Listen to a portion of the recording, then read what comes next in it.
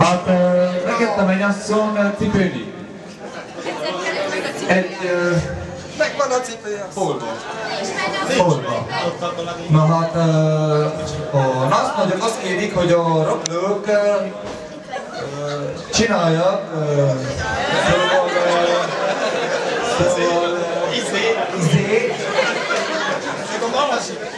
szóval büntetés kérnek tőlük, és mi kell teljesítsük. De mivel állották a cipőt, és mi visszahoztuk a mennyasszont, így azt teljesíti, amelyik állott a cipőt. Persze. Mi a mennyasszony néven, hogy...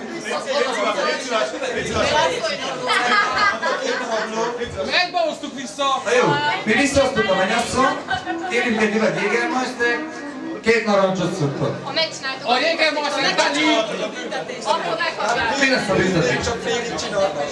Az a helyzet, hogy a mennyasszonynak a cipője az átadás előtt történt meg úgy, hogy a büntetés az övé, nem a miénk. Nála kiállott a cipőt. Ti kellett volna feleltek egészen, míg átadjátok, mert büntetés megcsináltatok, nem a mi hibánk, ha nem erőd a talán. Azért megkérjük szépen a rablókot, jöjjenek ide, és énekeljenek el egy szép számot nekünk.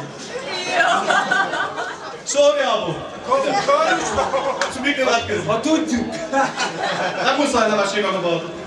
Benci! Hol vagy Benci, hol vagy? Így van, így. Bandika!